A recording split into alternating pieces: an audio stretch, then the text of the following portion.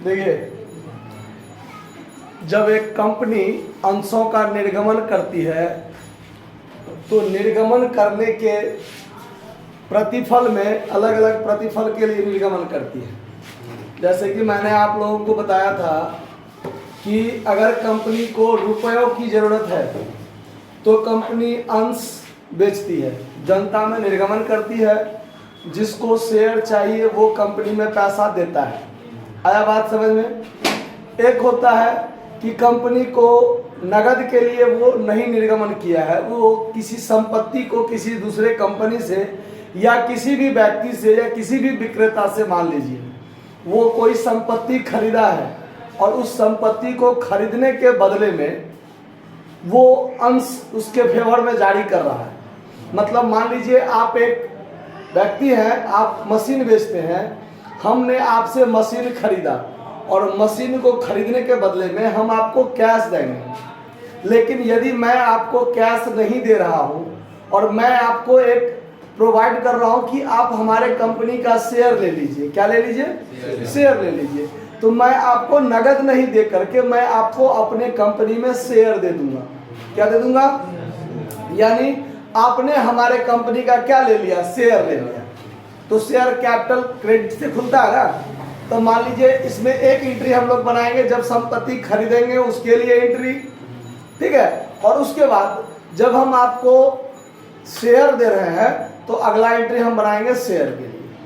तो शेयर देने के क्रम में दो बातें ध्यान रखना है कि हम नंबर ऑफ शेयर कितना दे रहे हैं और नंबर ऑफ शेयर का वैल्यू क्या है। ये दो चीज पर आप ध्यान रखना है।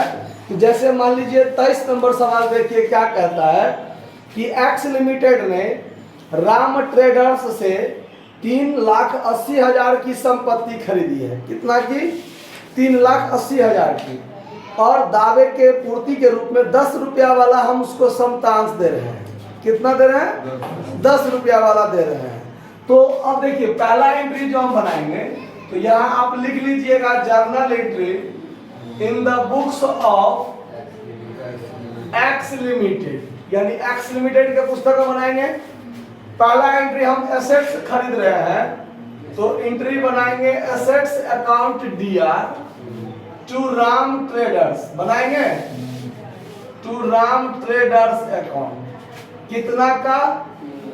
3,80,000 का, ठीक है। नरेशन क्या हो जाएगा? Being assets purchased from Ram traders, ठीक है। पहला एंट्री हो गया।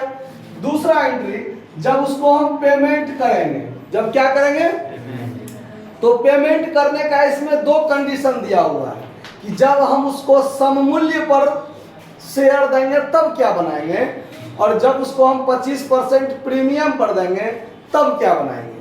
तो अब ध्यान दीजिए, जब उसको हम 3,80,000 रुपया देने लगेंगे, 3,80,000 रुपया देने लगेंगे और एक शेयर का दाम क्या रुपया है? 10 रुपया। तो 10 रुपया वाला शेयर देंगे तो नंबर ऑफ शेयर हम कितना देंगे उसको? हम उसको 38,000 शेयर दे देंगे, 10 रुपया वाला शेयर। तो उसको 3,80,000 क्या हो जाएगा? पुर जाएगा, हो जाएगा ना। तो देखिए अब जब हम उसको पेमेंट करेंगे तो एंट्री बनाएंगे Ram Traders account DR, Ram Traders account DR। उसको कितना रुपया मिलेगा? 3,80,000 मिलेगा। और यहां पर हो जाएगा to equity share capital account. कितना है? अरे पूर्ण दत्त तो वो तो हो गया उसका पूरा रुपया वाला, 10 रुपया वाला, लेकिन उसको समतांश दे रहे हैं, पूर्वाधिकार नहीं ना है। यहाँ इक्विटी शेयर हो गया कितना का? 3,80,000 का, ठीक है। और नाइरेशन क्लियर करेगा बीइंग 38,000 शेयर इक्विटी शेयर, ठीक है। 38,000 equity share issued to Ram Traders at the rate of RS कितना? 10 ईच। हो गया बात।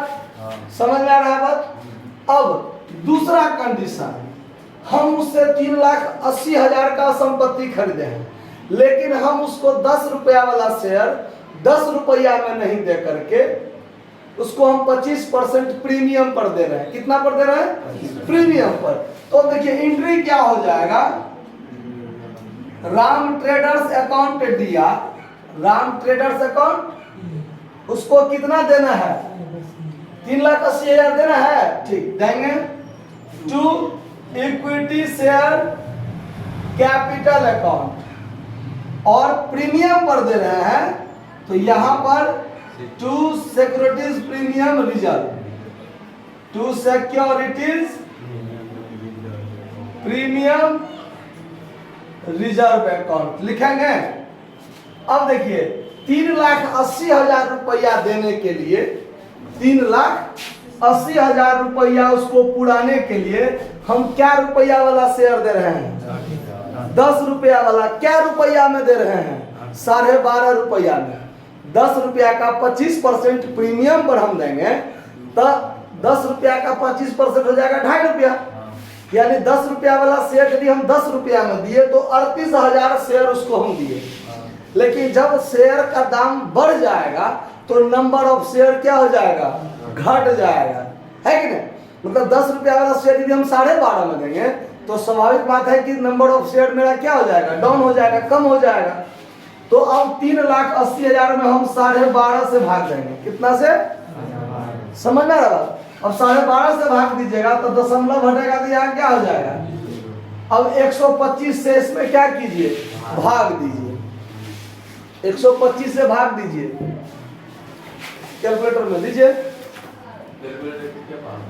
हाथ में मोबाइल रखे हैं, कैलकुलेटर किसके पास है सोचिए भाई। भाग दीजिए 38 लाख में 125 से कितना हुआ? 30,400। कितना? 30,400। 30,400 इतना नंबर ऑफ शेयर हो जाएगा। देखिए अब इधर ध्यान दीजिए, तो अब नंबर ऑफ शेयर 30,000 कितना हुआ? 400। अब शेयर कैपिटल कितना का है?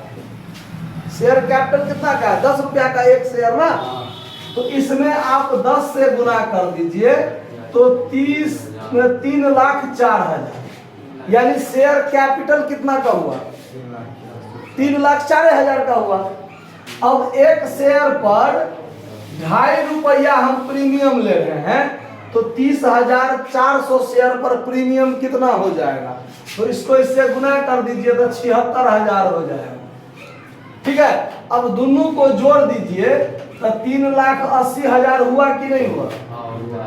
मतलब देना है 3,80,000, लेकिन 10 रुपया वाला शेयर यदि हम उसको प्रीमियम पर दे रहे हैं तो नंबर ऑफ शेयर कम हो गया।